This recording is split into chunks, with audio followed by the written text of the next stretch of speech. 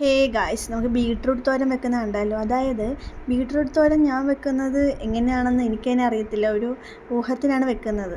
അതായത് കറക്റ്റായിട്ട് എനിക്കറിയത്തില്ല അതിൻ്റെ ഒരു ഫോർമാറ്റ്. എപ്പോഴും ചാറ് കറിയൊക്കെ അല്ലേ, എപ്പോഴും എളുപ്പം ഉണ്ടാക്കുന്ന രീതി ബീട്രൂട്ട് തോരൻ ഒന്ന് ട്രൈ ചെയ്യാമെന്ന് വെച്ചു.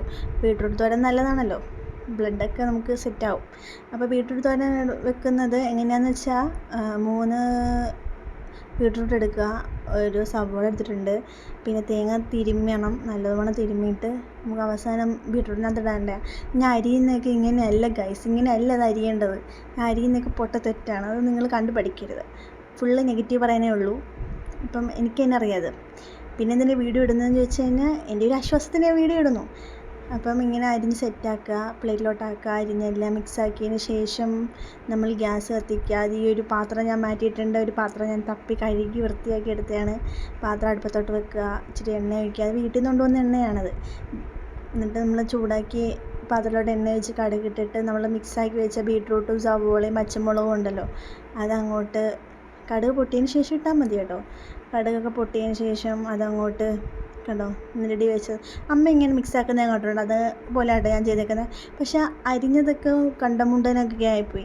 എന്ത് ചെയ്യാനും മര്യാദയ്ക്ക് അരി അറിയത്തില്ല. പിന്നെയാണ് എനിക്ക് മനസ്സിലായത് അങ്ങനെയല്ല അരിയേണ്ടത്, ഇങ്ങനെ കൈ വെച്ചിട്ട് ഇങ്ങനെ കൊത്തി അരിഞ്ഞാൽ മതിയെന്ന്.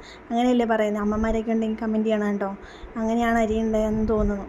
അത് കുറച്ച് പച്ചമുളകല്ല, വേപ്പിലേക്ക് ഇട്ട് അടച്ചു വെച്ച് കുറച്ച് ആവി ചെല്ലുമ്പോൾ നല്ലോണം വേവുമല്ലോ. തുറന്ന് ചിലപ്പോൾ നല്ലോണം വേവത്തില്ല. പക്ഷെ ഞാൻ നല്ലോണം കട്ടി കൂടിയാണ് അരിഞ്ഞത്. പിന്നെയാണ് എനിക്ക് മനസ്സിലായത്, ഇത് ഞാൻ മാറ്റി അരിഞ്ഞായിരുന്നു. അത് കഴിഞ്ഞിട്ട് ഞാൻ നല്ലോണം വേവിച്ച് സെറ്റായി വന്ന് ഇത് നല്ലോണം വേണ്ട വന്നപ്പോൾ നല്ലോണം വെന്തിട്ടുണ്ട്. ഇടയ്ക്ക് ഞാൻ ടേസ്റ്റ് ചെയ്തായിരുന്നു, നല്ല ടേസ്റ്റ് ഉണ്ടായിരുന്നു.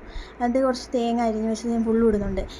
ആകെ ഒരാൾക്ക് കഴിക്കാൻ വേണ്ടിയിട്ടാണ് ഇത്ര ഞാൻ വെക്കുന്നതെന്ന് വെച്ചാൽ എനിക്ക് അളവും കാര്യങ്ങളൊന്നും അറിയത്തില്ല, അതനുസരിച്ചാണ് ഞാൻ വെക്കുന്നത്. ആരെങ്കിലും ഫ്രണ്ട്സ് ആരെങ്കിലും വരുവാണെങ്കിൽ നമുക്ക് കൊടുക്കാം, അവർക്ക് ഫുഡിൻ്റെ കൂടെ അപ്പം കൊടുക്കാമല്ലോ. അപ്പം അത് ഉദ്ദേശിച്ചാണ് കൂടിയാലും കുഴപ്പമില്ല എന്ന രീതി വെക്കുന്നത്.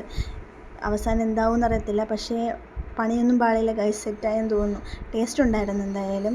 അതിനിടയ്ക്ക് ഞാൻ കുറച്ച് മുളക് പൊടി ഇടുന്നുണ്ട്, ഇച്ചിരി എരിവിന് വേണ്ടിയിട്ട്. പച്ചമുളക് ഇട്ടെങ്കിലും സബ്സ്ക്രൈബ് ചെയ്യണേ, അത്രേ ഉള്ളൂ.